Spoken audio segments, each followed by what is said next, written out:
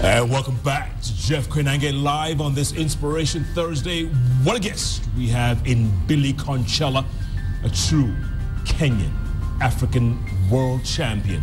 Double gold medalist in the World Championship 800 meters, folks. Anybody who has that kind of record, and by the way, his record still stands at 1:43.06. The height of his career. He's accused of rape. He's thrown into the story from there. His Twitter handle is @BKonchellah. Mine is @Koinange Jeff. The hashtag is JKL. So Billy, yes, you're in the slammer in Finland now. Yeah. Is it hard labor? Is it tough in the prison there? No. You see, Jeff, let me tell you, any kind of confinement is not easy. Yeah. You put in a room, of course, you know, in Finland, also in the UK. Well, they bring your food to you, and you're in the cell with two people. It's a bunk bed in the bottom and at the top. You have a color TV. You have a hot water boiler that you can make some coffee and tea. They give you tea and bags and all these things. They wash your clothes and they do all that stuff. The only thing that you do, you have to clean your cell. Do you get exercise? Yeah, you have 1 hour exercise every day. 1 hour? Yeah, and you have to walk around. But you see, it's not easy as the way I'm saying it. Yeah, because you see, there was one time in Finland especially, they brought in Finland, at the cell, they have like two different cards for different people according to your mental state. And my card was white, which is your normal person, you're okay. And then you have red card or yellow card or purple. Red is like somebody who's trying to kill himself and he can kill people anytime. They brought two guys. First time they brought one guy with me and they put me with him. And when I walked out of the bus, I could see that this card is red. So I knew this guy was a danger. This guy didn't speak. He's a big white guy with big muscles, and I thought this is the guy now they're bringing to kill me in the night. Yeah, because you hear all the time in the cells. Absolutely, people kill their partners. The cellmates. Yeah, they kill their cellmates. So you see, the thing is, this time I was so religious, coming out of the UK. I read my Bible. I kept on reading, and the guy told me, "What are you reading?" I said, "The Bible." He said, "Do you understand the Bible?" I said, "Foreign language. What crap is that?" You know, so I said, "Oh, it's something good for you. I can read for you some." He said, "Read some for you."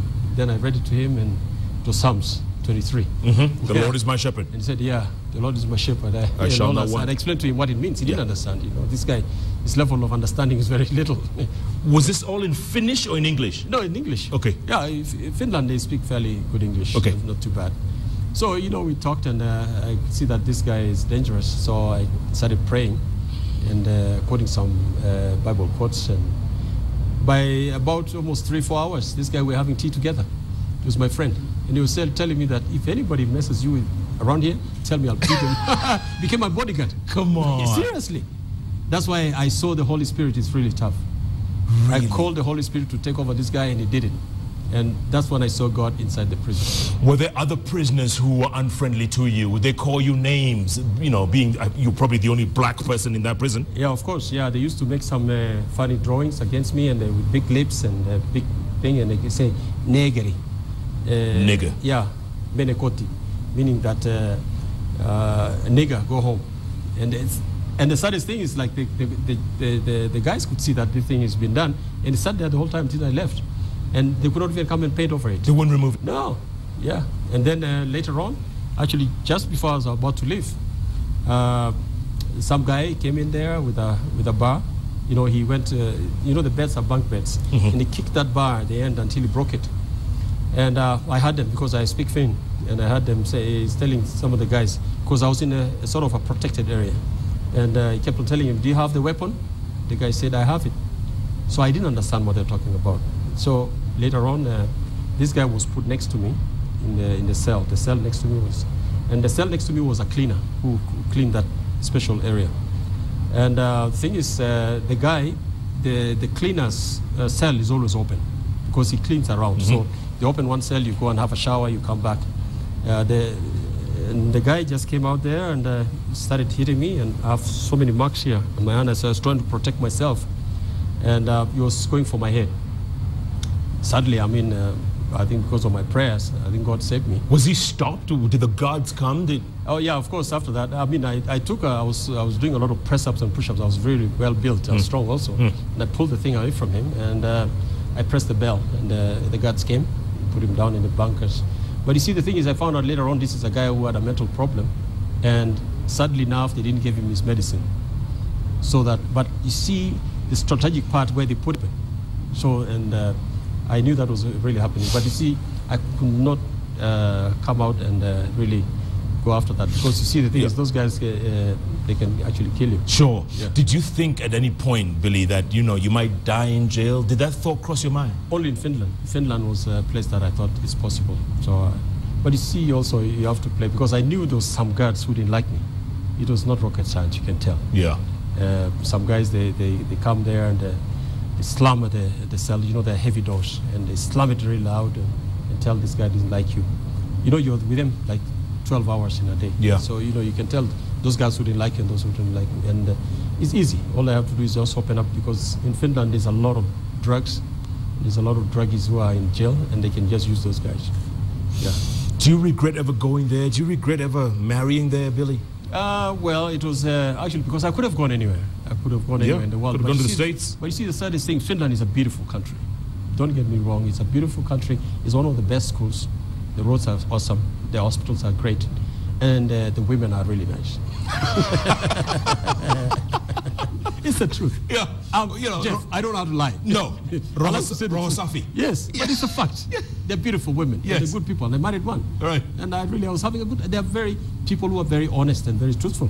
Like you see, Finland is like in terms of corruption, it has one of the zero corruption countries in the world. But such an irony, Billy. You say such great people, such great country, and all that, but then they hate us.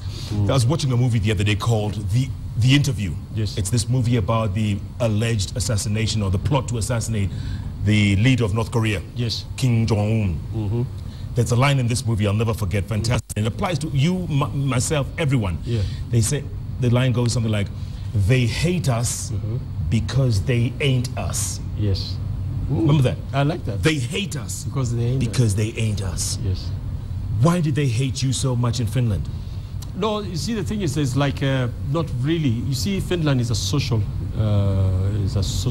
country where most people they don't earn a lot of money. They just make some money and to make a living. And when you're not working, the people who are working will pay high taxes, so that those who are not working will be supported with that. So you see, the Finns are not people who are really used to money. So when they see people like us, they think that we're coming to take their money. That is what I see. They don't know it's earned. Yeah, and then also you see that the government likes people like us being there, but the public themselves don't like it.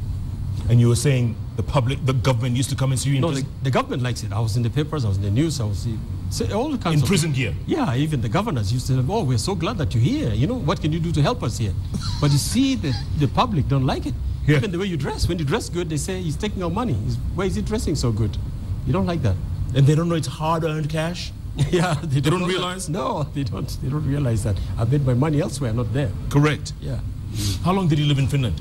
I was there almost 8, 9, 10 years. Wow. Almost, yes. Yeah. You speak the language, obviously. I got a divorce because, you see, the thing is, it was not possible for me to be with her. I mean, after I came out of prison, I could still go back, and I still have the green card. But you see, the thing is, in Finland, when you're married, I have to sign as a husband everything. So we agreed that she also stays alone, so she can be able to purchase things without me signing it. She's my friend. Yeah? We're good friends. You're still friends? She has no problem. She accepted me after all this bullshit happened. Correct. So she's a very good person. And what do you tell all these people, who accused you of all this? What do you say? And I know you say you've become religious and, you've forgiven most of them. Yes. Have you, in your heart, have you forgiven them? Yeah, I've forgiven and I moved on. And that's why I came here, and I'm now doing a lot of things.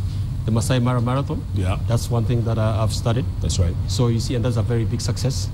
We did that with my brother, PS Konchellah, and we started from nowhere with 500,000 shillings, thanks to Rotary of Nairobi. And now it's big. It's getting bigger and bigger. And KQ came in the other day. Yeah. It's become international. Yeah, it's big international, and it's also boosting for tourism. That's one thing that I've done, and I'm also now the chairman of Narok County. I'm moving on, Jeff. I want to even go bigger. Now I want to take over the AK seat with Kiplangat. It's about time. You know that. Honestly, again, Rohosafi, it's about time we had some young blood in this. Yes. To take athletics Kenya to the next level. Don't you agree? Definitely, Jeff. You see, the thing is, you have to be an athlete, like you said in the beginning. You have to be an athlete to understand the way I train. and the heart. Because you see, you guys, you look at the running that we do, that's 1 minute, 43. Yeah. That's easy. Yeah. But you have 8 months of training hard. You're in the gym, you're on the track, you're on the long trails, 8 months of discipline, you know? And seriously, if you're not disciplined enough, you can never reach anywhere. No. No, you can't. Even this, some of these athletes that we see some problem with them, they do those mistakes when they are really now done their training and they're relaxed. Like you talk about doping? No, I'm not talking about getting into trouble like Ezekiel Kemboy or something. Oh, right. They do those small things because of, now that's a relaxing time. But there's 8 months that you probably don't see Ezekiel training. Because he's training hard. It's hard and it's painful. And then you put somebody as a manager in AK, these guys don't understand. They just make funny things. That's it. Yeah. I'll get to the doping in a moment. But you talk about Kemboy. How would you rate him? Oh, he's a great athlete. And I think now at least one other athlete has come up to do the steeplechase. And he's good. This Mwangiki, is it? Mwangangi. Mwangangi. The guy who was the athlete of the year. Yeah. And so at least I was thinking when Kemboy is gone, we don't have anybody else, but you see somebody else has stepped in there. I was very, because steeplechase is a tradition. It's a our Kenyan tradition. We own it. We own it. Right? Even me as 800 meters, I don't want anybody winning other than a Kenyan, you know. So at least Mwangaki has come up, and I was thinking, but Kemboy is a great athlete. He's a great athlete. It's just that the mistakes that people do, and because you see when you come to relax, you know, sometimes you go overboard, and that's what happens to some of us. Okay, Billy, what about, you mentioned a name from the past. I couldn't believe Paul Ereng. Yes. Before that, there was Henry Rono. Yes. And a whole bunch of other amazing, incredible athletes. What happened to them? What happened? Jeff, let me tell you, this is now one of the mistakes of AK. About 1 hour ago, before I came to see you at 7. At 6 o'clock, I was actually over there at the swimming pool at Nyayo Stadium. There was one athlete who has been called Chemngetich. She has signed a double sort of agent. She signed with an agent, then some agent, I don't know if it's a Kenyan, lied to her, cheated her, and she signed. So in AK is registered that she signed double. This athlete came there today, this morning, very early in the morning. Until now, when I was just leaving to come to see you, Jeff, here at 6 o'clock, she's been told, since you're late, go to YMCA, stay there, and then come back tomorrow. But you see, the people who delayed her were Athletic Kenya. And she was there since morning? Since morning. And the thing is, it's like when you're there since morning and she's not been given any money to go to YMCA, it took my friend Corey to give her money so that she can be able to have a place to stay. And this is an athlete. Can you imagine? It's a young woman. She doesn't know where to go, and that's why I'm saying AK is sleeping on the job. AK does not care anybody, leave alone that's a present running athlete right now. People like us, like Henry Rono, even Billy Konchellah, they have never thought about like where does he sleep, what does he eat, and that is what the thing is. I have a problem, Jeff, because, and I want to articulate this very well, because Athletic Kenya does not even care of the really true heroes, the coaches who are in the background. I'm from South Rift. I can give an example of like Sotik. There's a training camp in Sotik. There is a coach there. He wakes up these children to train every day and go to school. Sometimes they sell some maybe goats or even chickens, so they have money for food to eat in this training camp. Athletic Kenya will never bother. But as soon as this athlete comes and runs and wins national champion, and goes now, and they usually take them abroad, when they come back now, they are so celebrating all these athletes, but they never care what these people are doing, what they're sleeping, what they're doing. And the thing is, it's like Nike, which is the main sponsor of Kenya, gives a lot of money for rural development. That money never reaches there. No, none. I'm the chairman of Narok County. I've never received a penny from AK. You're kidding me? No penny. And Nike sends millions every year, spends millions. Millions. It's for rural development. That money, if it's divided, Jeff, properly, every county, 47 counties, everybody will get maybe 2.2 million. I can do a lot in Narok County if I was given that kind of money. With that kind of money. And you never get it? None. I don't get anything. I don't see it. Come on. These are facts. These are facts figures. I know AK is watching. They can come and prove me wrong. And, doesn't it surprise you that our athletes make it to that level? Yes. Make it to win, despite all these setbacks. It's very sad. And just to go back, Jeff, on Paul Ereng, he's not the coach in El Paso, Texas. He's the head coach. He had to go look for other jobs elsewhere because the people really running this place are not even caring. Henry Rono had a problem. He went even into a porter in Albuquerque, New Mexico. Yeah. I was so shocked when I came to the airport and I found Henry Rono was there. This is my hero. 5 world records. 5 world records. And he broke, I think it was 3 or 4 world records in one season. This guy is bigger than any of us. There's no athlete in this country right now sitting here can be bigger than Henry Rono. None of them. And he was parking cars or doing... No, he's carrying my bags. He was carrying your bags? He's a porter. Come on. I could not believe that. And the thing is, it's like, it's so simple. Bring Henry Rono, give him some treatment here. We have good hospitals here. Get him to leave the bottle. Yeah, because rehab, exactly. He was drinking. It can happen. And put him to be one of the coaches.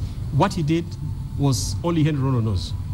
I would use that and bring Henry Rono and produce some great athletes out here. Isn't it shameful of us, though? Isn't it shameful Jeff, we don't even recognize those heroes, Billy? It's a big shame. That guy should be given the biggest honor. More than me, I would say that. Give him even the biggest honor. He's got state 5 honors. world records. 5 world records, and 4 of them he broke it in one season. Nobody has ever done that. None. No athlete in this world has ever done that. And if he was to come here, he'd be dead in a month. Not really. I mean, because they wouldn't, they discard him. No, they don't. They throw him to the dogs. Yeah. It'll take maybe probably people like us to try to take care of him. Correct. Yeah. And if I sit in that seat, AK, at noon, I'll find out where Henry Rono is and I'll bring him back to this country. That's the first thing you would do? Personally. Yeah. I'll do it. Yes. When is the next election? It's now 2017. Oh, jeez. 2017. I'm not talking about the presidential, man. I'm talking about AK. AK is the same. Same year. It wasn't the same time. Really? Yes. But I don't think we're going to wait that long, Jeff. We are in a process that definitely, because if you look at the Sawyer, this guy was really shouted at. And told him that. Correct. Pesa mama yako. Oh no, did I say the wrong one? It's okay. No. It's not your personal thing. Correct. He's saying it like it's personal business, and it's not. It's me. It's a ring. It's the rest, and all these other athletes who have built this place. Red House is ours. Really, I want to take a break, come back and talk about doping, the thing that's really shaming this nation. Yes. I mean, who is it? Rita Chepto. Yes. I mean, and there are probably others. They say there's about 40 of them who have tested positive for banned substances. Yes. How? When we are so naturally gifted. What drives them to that? I want to talk about that after the break, Billy. All right. Henry Rono? Henry Rono. That's carrying your bags? Carrying my bags to check in the plane. That is sad. Shame on Shameful. us. Shame on us. Yeah. 5 world records. 5 world records. World records, not even anything else. Gracious me, look at that. Do we not have a heart somewhere? Can we not see what we've done to our heroes? You know, they say we are our own worst enemy. No doubt about it. Henry Rono, wherever you are, we're thinking of you at this point. Coming home, Henry. You bring him home. Yeah, definitely. You vowed on this bench. Definitely, on this bench. Don't let me down. I'll bring him to this bench. That'll be a treat. JKL rolling on. We're going to take a quick break, come back, talk about doping. What are our athletes up to? At B Konchellah, at Koinange Jeff, the hashtag is JKL. JKL. We'll be back in a moment.